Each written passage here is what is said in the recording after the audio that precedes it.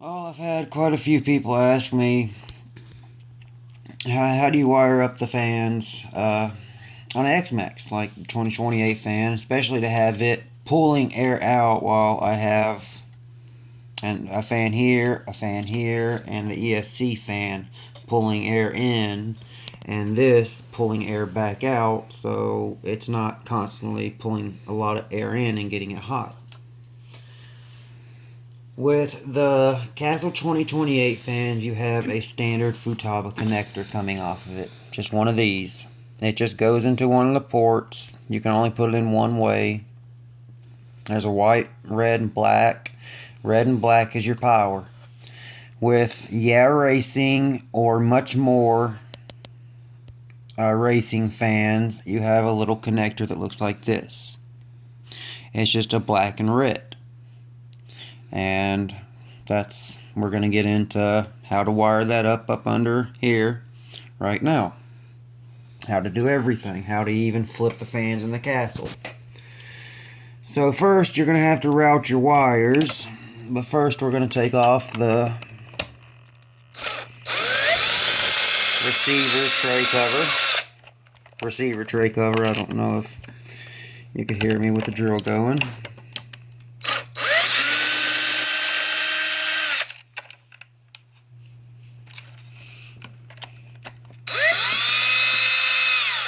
I do know it's a lot easier to move this thing out of the way with the screws out, but I may not be able to get that one. I gotta take this one is for my lighting kit. So you're gonna have to wiggle this out of the way. It's a bit of a pain because you're in pretty tight quarters with the inner cage and everything. I'm trying to get that screw out. And then you have all the wires. So you sort of got to wiggle it to get it over everything.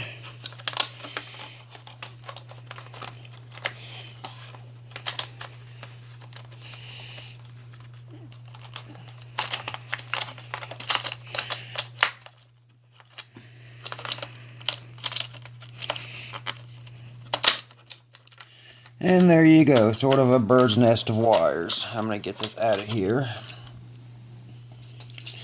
And then you're going to have to route them up under here, because the wires come in through this little section down in here. And in order to keep them waterproof, this part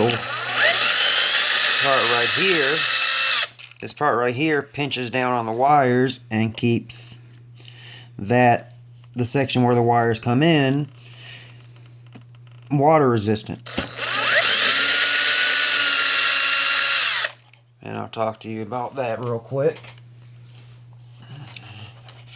and how it does it. There's foam on either side of it. Foam here and foam there. And all it does is squish down. Basically, you're going to take your wire, feed it down. It'll come through on this side. You grab it. You preferably with a pair of needle nose pliers, pull it up and plug it in. Like, see if my racing fans. My much more racing fans. That's these right here. They are actually custom wired. I am running 2 fans with 1 channel. So I'm not using up a lot of channel ports. A little hard to see everything with it in such tight. But that right there is going to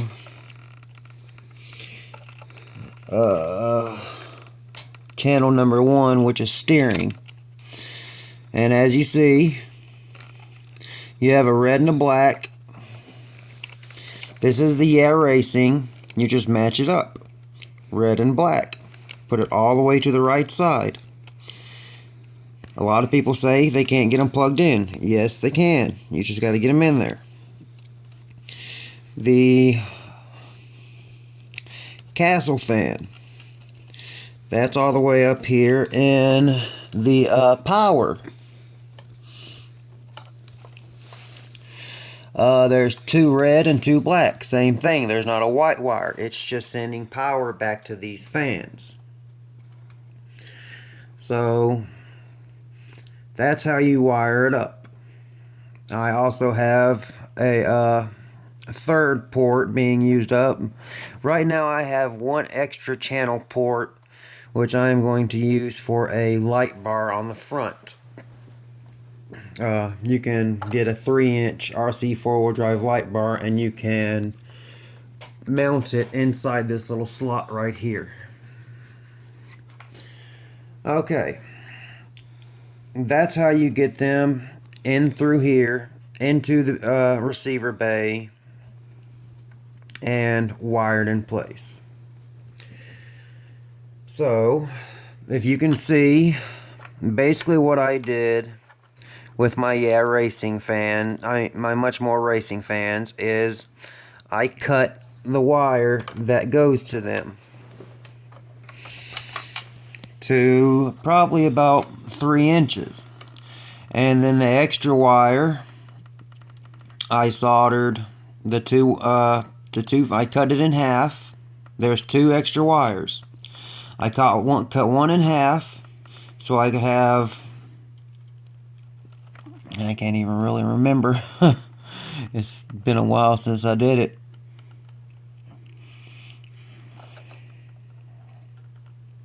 But I soldered them together, and then I ran them through the little port and then into the receiver box and plugged them into the receiver. That way, when I turn on the receiver, the fans automatically come on. I don't have to worry about extra switches, stuff like that. So that's that. Another way I'm able to keep my truck so cool is I flip the fans in the 2028. So if you look at mine and others, to do this, all you do is, I'll show you what I used. I use this right here with a flathead screwdriver. I got up under it and I pried the fans out. And then I flipped them over and put them back in. So now instead of them blowing air down onto this heat sink, they are sucking the heat off. Because I have 2 14,000 RPM and an ESC fan blowing air in. That's about 10 to 15 CFM of air. And then I have these 2 larger fans sucking air out. So there's a constant flow of air. Air coming in, air getting pushed out. Air coming in, air getting pushed out. Just a non-stop flow. So that's all there is to it. I mean, after you get everything done, you just put your receiver box back in place. I like to do it without the screws because the screws get in the way. I mean, without the screws, you can see that I can actually get this back in pretty quick if it wants to work with me. See? That's already back in place. Now I need to get this back in place. This isn't all that hard. But definitely need to get that antenna wire back in the receiver box. Because don't want to short it out. That would be bad.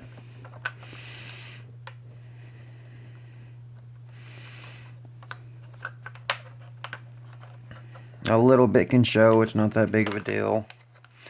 And if you can't get it all, you can go back into your receiver box and pull the rest through. So now I prefer to use my trusty. It was only 50 bucks. It's got a lot of good bright LED, so if I'm in a dark spot, like down in a lot of these crevices, it lights it up for me. But I put a screw on there. This has a magnetic tip.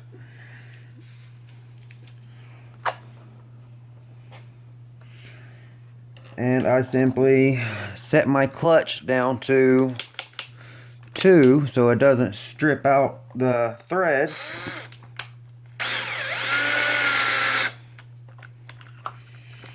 That's one side.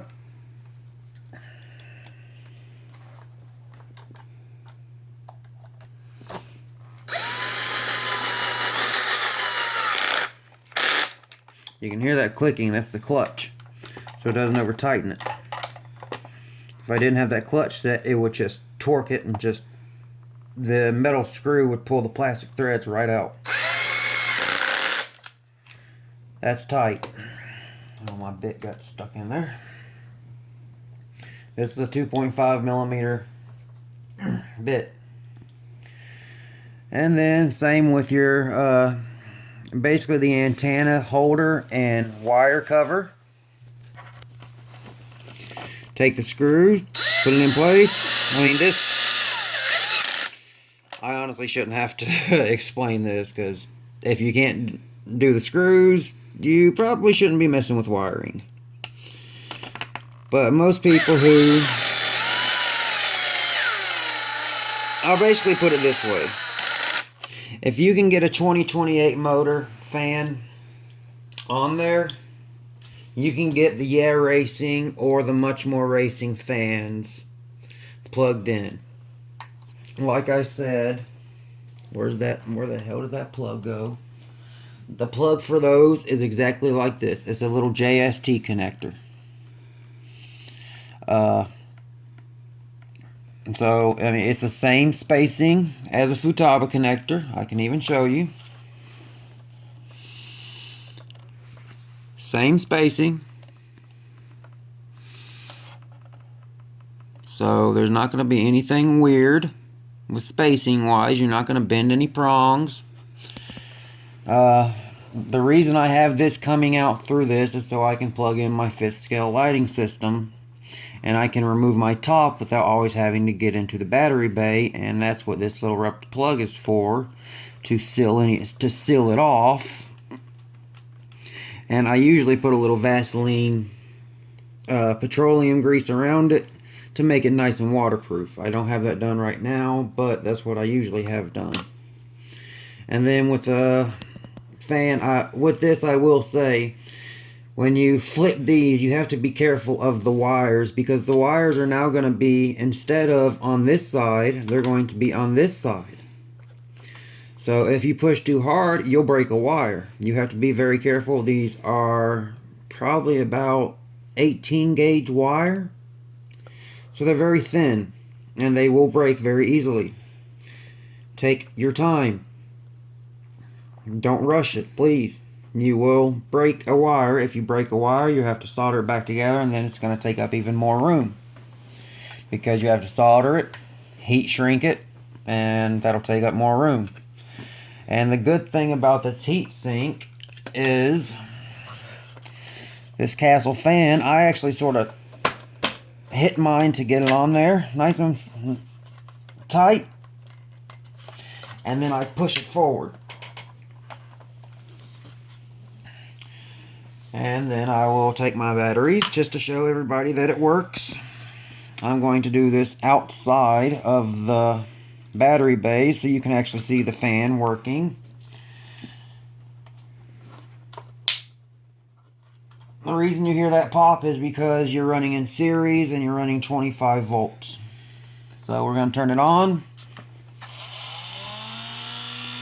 You can see that fan's running.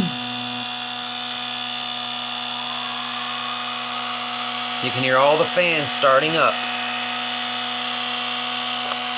I'll take the Castle fans off. They're running.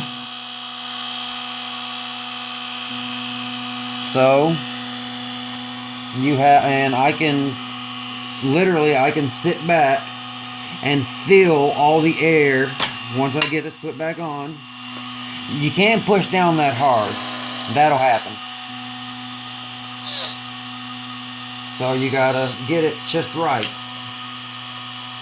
That is perfect, especially if you push it forward, because it'll get it just the right space so it doesn't, so the fan blades don't hit the heat shrink. But sitting back, I can feel all this air coming off the X-Maxx. So can my camera person. It creates a lot of air, a lot of circulation, so it keeps things cool. With the flow of electricity, electrons are being passed from atom to atom at a very fast rate. And that movement of electrons creates a lot of heat. Movement creates heat.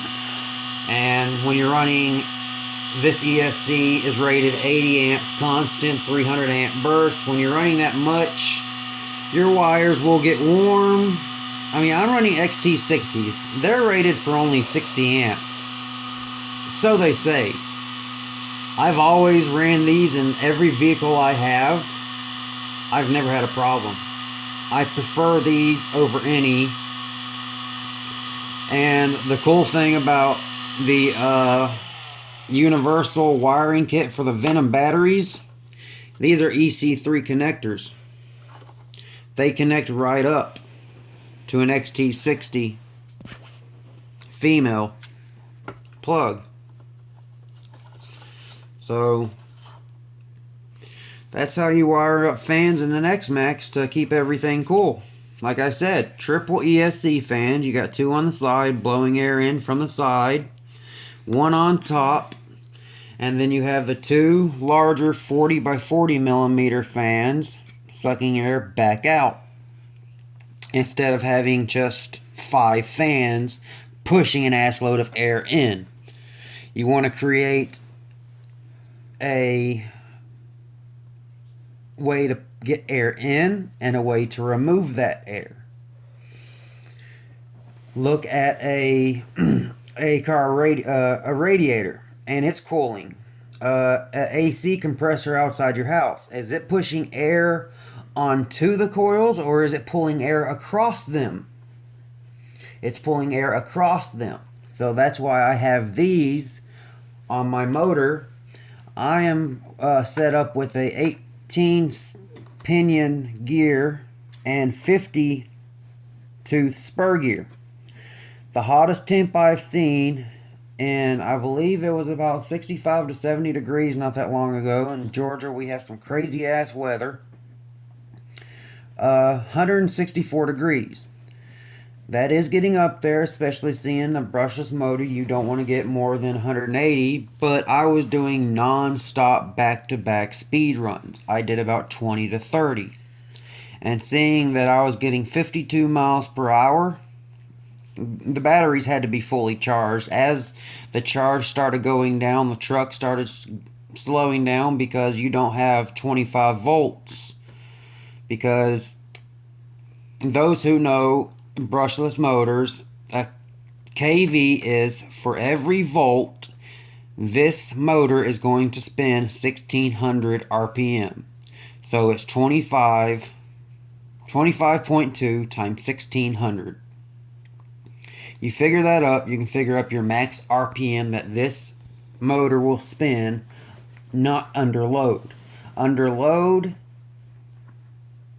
there's a good chance you're never going to reach that full RPM. Because these motors aren't 100% efficient. This is only, I'd guarantee this is probably only about a $300 ESC motor setup. If you go with a Castle though, or a Poseidon, or a Hobby Wing, you're looking at about 400. Poseidon, in my opinion, is way overpriced. Hell, they have a 2028 mount, a mount that they've come out with right now that you actually have to modify, and it's $115 just for a damn mount. Just wait or modify your existing mount, or have someone machine you one if you know someone that machines metal, and do it that way. $115 for a piece of aluminum to mount a motor on? Are you serious? But that's it. And that's all there is. Ouch. That's all there is to wiring up fans on X-Maxx. Keeps everything cool, especially on the motor. Of course, people are always going to mention the dude that had the fire on his ESC. That was 1 out of over 5,000 trucks. That is a success rate of 99.9998%. I'd say that's a pretty goddamn good success rate, seeing that these trucks are being mass produced. Some have thermal shutdown that happens a little too quickly. Well, those people that have that, they send their fans in. They send their ESCs in, and they get a new one immediately for free. Traxxas always does right. They always fix their problems. If you have a problem, they will fix it for you. Like me, I accidentally ran into a damn tree. They gave me free parts. An A-arm and a shock shaft. The shock shafts weren't even in stock. They had to get them from the lab, which is what Jeff from Traxxas told me. And they actually showed up before the A-arms did, because Traxxas, when they ship something out for free, they use UPS mail innovations. Basically, UPS picks it up. They take it for a long travel, and then they drop it off at your local United States Postal Service. And then your postal carrier delivers it. But hopefully this gives a little better understanding of how to set up a fan system on an X-Maxx. Especially if you want to run a more aggressive gearing like I'm running, 52 miles per hour, stock 31. So, hope this helps. Peace.